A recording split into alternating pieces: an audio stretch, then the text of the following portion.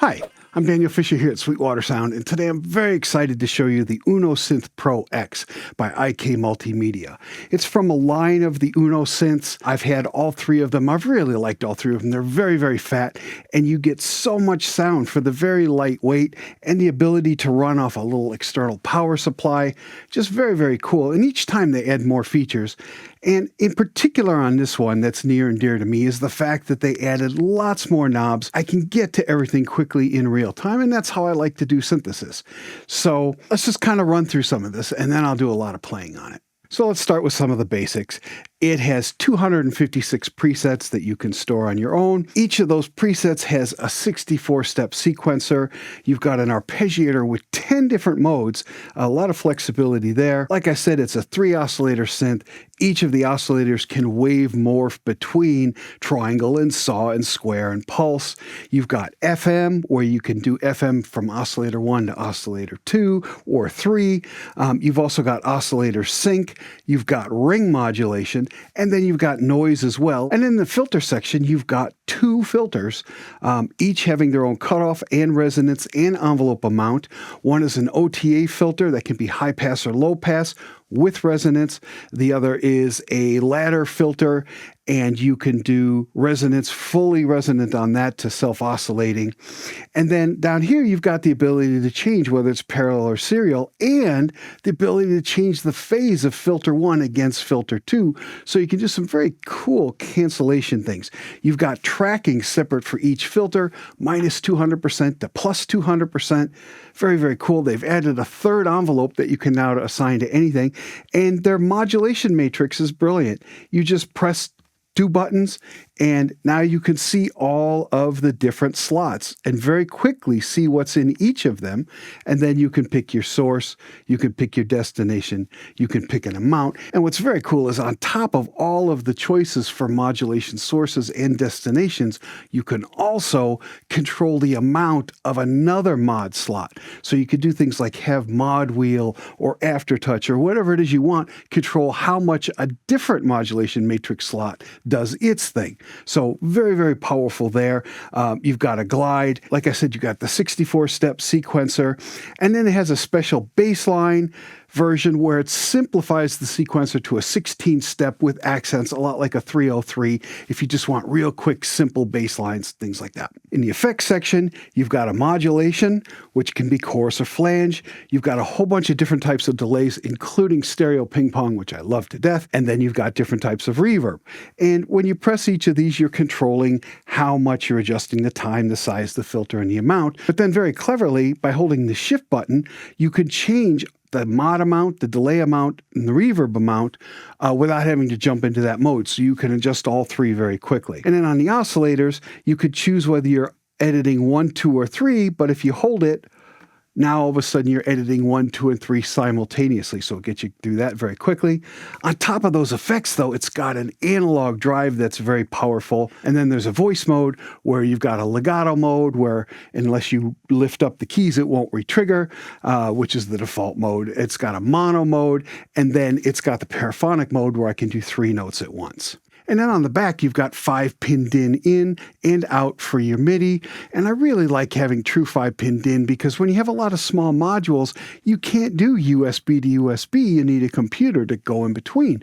So I'm always happy to see that on portable units. And then, like I said, you can do MIDI via USB-C, which is also a source of power. You can use like a brick, foam brick or something like that, assuming it's powerful enough. It wants 1.5 amps. And then next to that is your audio in, and this is really cool in that you can run it through the filters, both of them, and all 3 effects, or you can make it so that it goes directly to the outputs. And then over here, you've got 2 sets of control voltages. You got control voltage ins and outs, and they're assignable, which means you can make them be gates or pitch or mod or sync. Just very, very, very flexible for that. So let's get to playing this thing.